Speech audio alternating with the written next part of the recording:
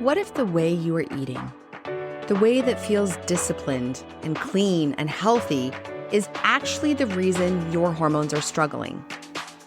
Today, we're talking about one of the most overlooked and least discussed causes of cycle disruption. Not junk food, not poor dietary choices, but eating patterns that are simply too restrictive to support a healthy hormonal system. I'm Dr. Monica Minjeur, the host of Cycle Wisdom, where we help women and couples restore hormonal balance and reclaim their well-being through personalized healthcare grounded in clinical excellence. So let's start off with a story about a patient of mine who I will call Alicia. Now, she came to us stating she had a very clean diet, whole foods, no processed food, very low fat, very high in vegetables and fiber. She exercised very regularly, she enjoyed running, and externally she looked like the picture of health. However, she and her mom sought out evaluation because her mom was afraid that she had stopped having her periods, and she felt like her body was failing her without reason. In fact, I remember her saying to me, "How can I be eating so healthy and exercising so well and still have my body fail?"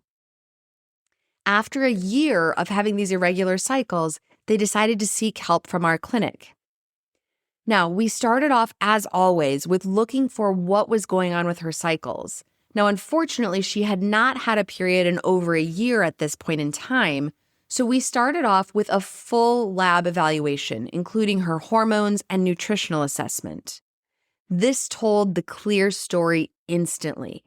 Her estrogen levels were so low that they were in the menopausal range. Her estrogen was 12. Typically, anything less than 25 is problematic for menopause, and Alicia was only 29.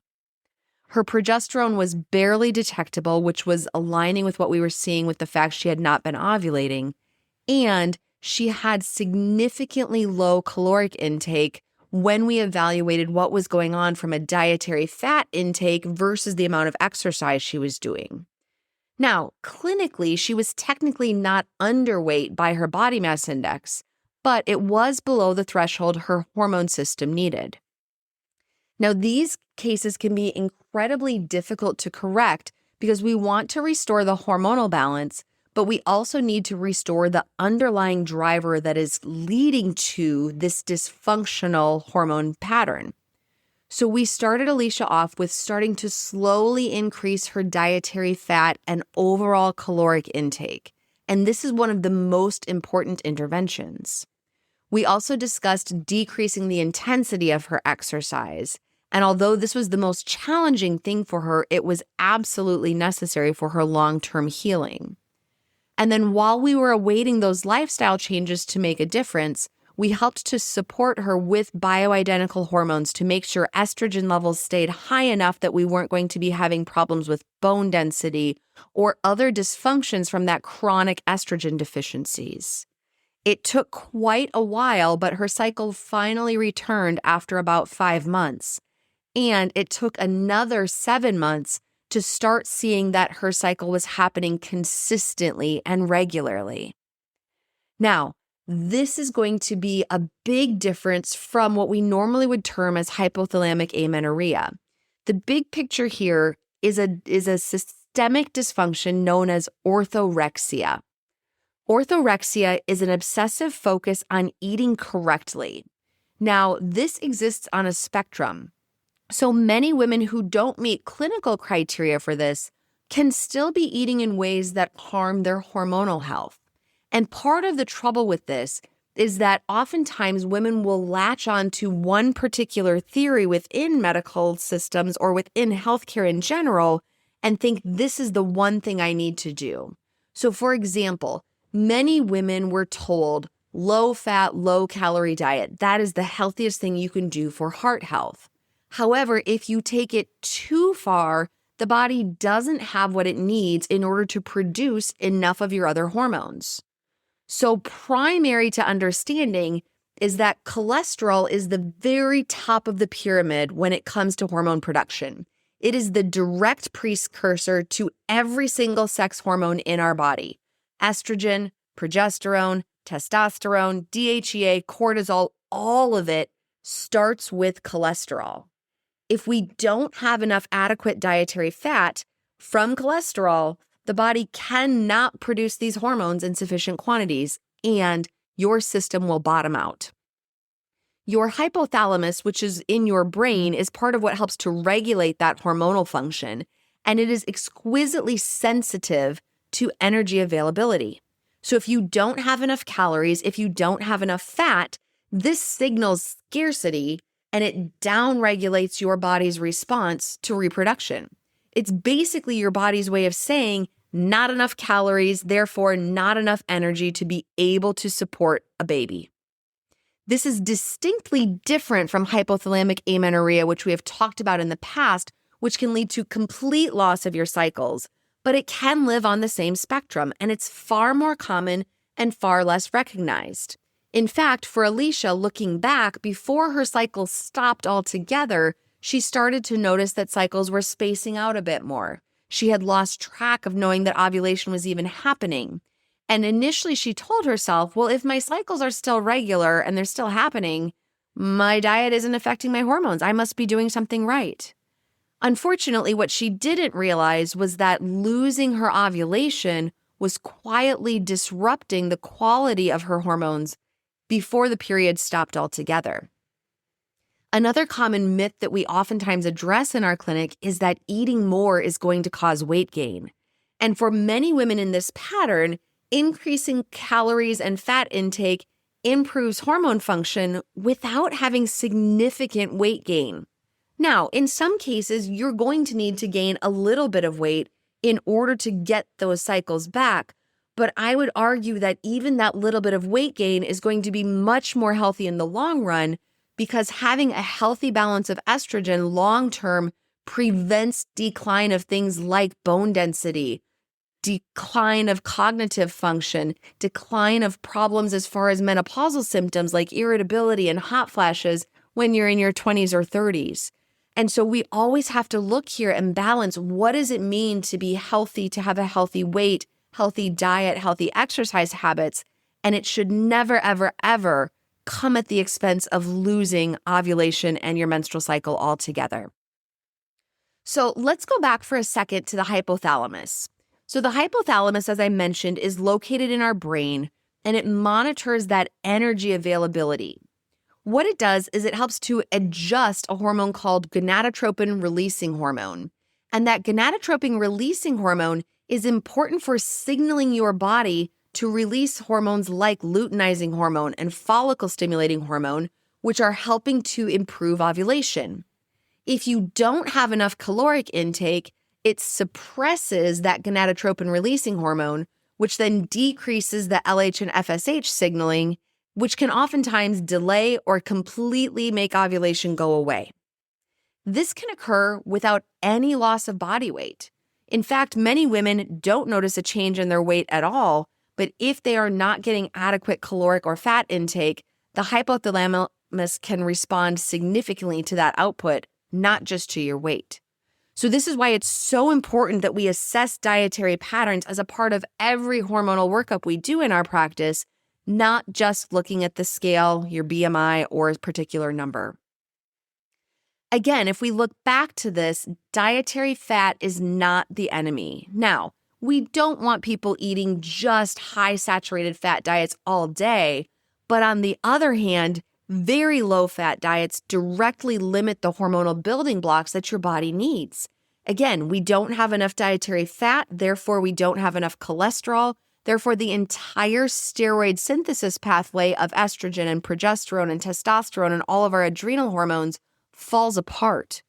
So women that are eating these extremely low-fat diets, even if they're considering to be nutritionally clean, oftentimes have measurably lower sex hormone levels. And so when we check these levels, they can sometimes appear to be in menopausal range. The other piece that plays a role here is the cortisol and progesterone connection. Now, most people know that cortisol is one of our stress hormones, and it oftentimes will elevate in times of stress. But stress is not just a psychological event. Stress can also be from things like chronically undereating. That places additional stress on your body, which then increases cortisol. Your body can then read this caloric restriction from the elevated cortisol and say, hey, there's a physiologic threat that's going on here. That elevated cortisol then competes with progesterone at the receptors, and it preferentially will send pregnenolone, which is the precursor to progesterone, over towards producing more cortisol instead. So we've talked about this in the past with cortisol steal, where your body will always try and prioritize cortisol production if it's needed, which then diverts energy away from your other hormone production. The problem here is this results oftentimes in low progesterone in your luteal phase, even if ovulation is still occurring. So the same mechanism that drives these luteal phase defects in women who have high stress also operates the same if we have restrictive eating or if our eating is not matching our caloric needs based on the amount of exercise that we're doing. The most common dietary patterns we see that are associated with cycle disruption are very low fat diets or very low calorie approaches.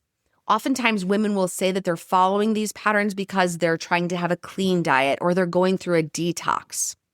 Other times that I've seen this cause problems are when women do an extreme elimination diet. So think about something like Whole30, or sometimes they've seen even more extreme where they only are eating 10 foods at a time. When we see that you're removing multiple food groups all at the same time, we can be at risk for losing what's happening from a standpoint of ovulation downstream because of the impacts of not getting enough fat, cholesterol, and then hormone synthesis in general.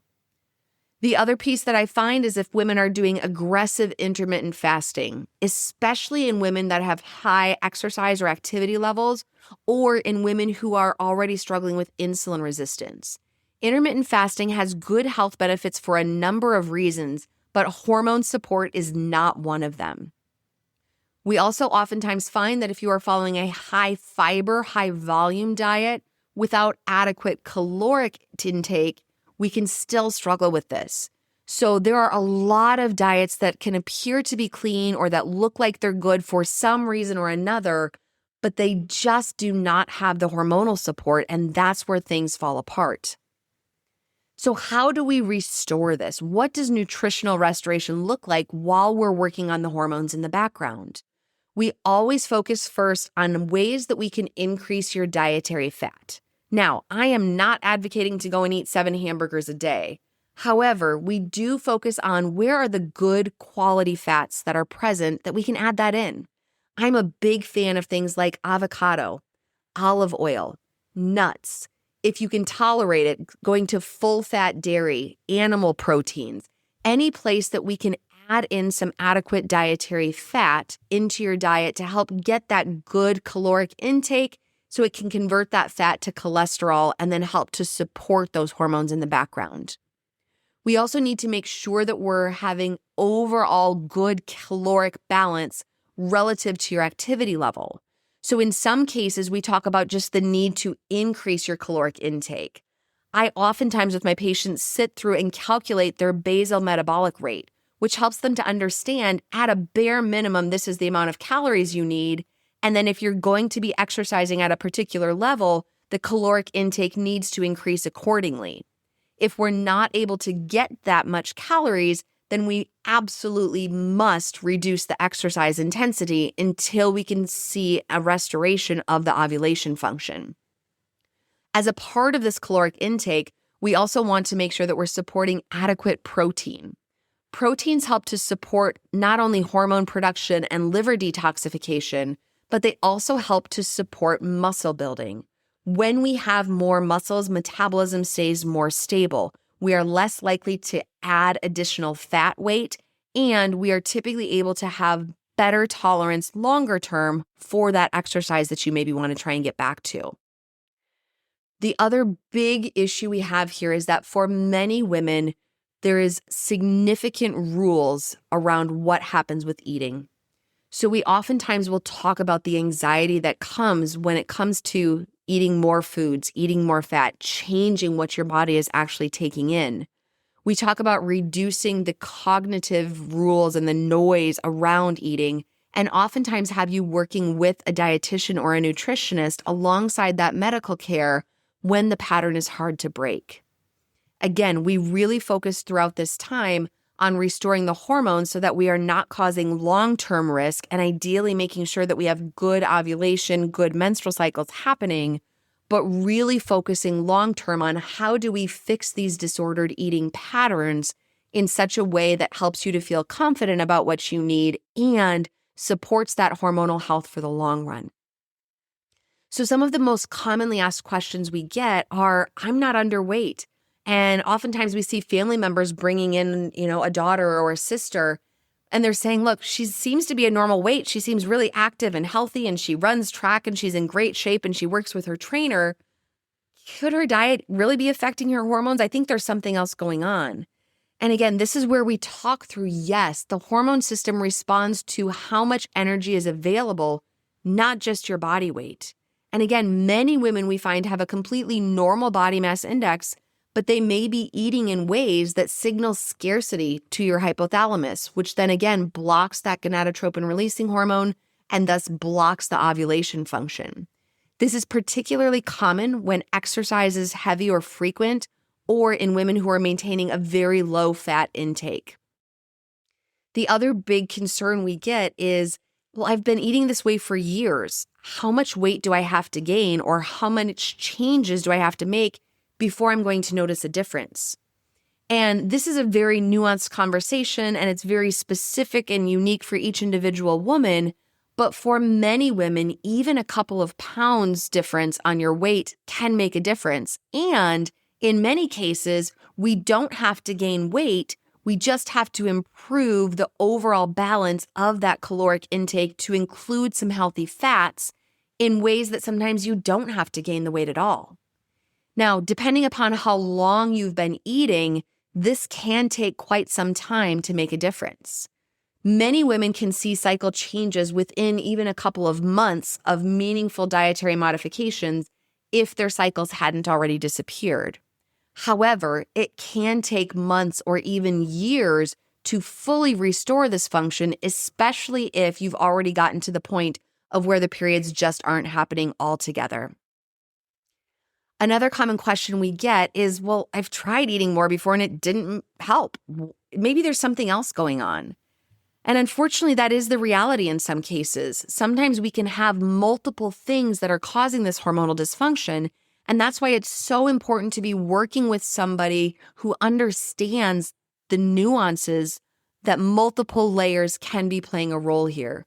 So addressing any eating dysfunction, addressing any exercise excess, but also making sure that we're looking for additional hormonal drivers that could be playing a role. Things like thyroid dysfunction, elevated prolactin, PCOS, which is now called PMOS, or other causes. Oftentimes, there can be multiple contributing factors, and diet, exercise, caloric intake is just one of the most actionable steps that can be obvious, but it absolutely is crucial to have a complete evaluation to identify what else might be present. Imagine if healthy eating could be redefined to include the nutrients that actually build and sustain hormones. Things like getting adequate fat, calories, and cholesterol in order to sustain those hormones, rather than just being told to avoid certain food groups altogether. Imagine if every woman who was struggling with cycle irregularities was educated on what she actually needed, rather than just being put on birth control or given a Band-Aid approach or just told you must be stressed. Every woman deserves this education to understand that with adequate dietary and exercise balance, it is impossible to improve your cycle health and restore your confidence in your cycles. If you're ready to work with our elite team of healthcare professionals, go to our website, radiantclinic.com, to schedule a free discovery call and learn more about our package-based pricing for comprehensive care. We are currently able to see people for in-person appointments in our Cedar Rapids, Iowa clinic, or can arrange for a telehealth visit if you live in many different states across the U.S. Check out our website for current states that we can serve medical clients, and let us know if your state is not listed to see if we can still cover you there, as we are constantly expanding our reach. Please note that our fertility educators are able to take care of clients no matter where they live. Thank you so much for listening to this episode. Please share this podcast with someone in your life who would benefit from our services. Remember to subscribe to this podcast for more empowering content that I look forward to sharing with you on our next episode of Cycle Wisdom.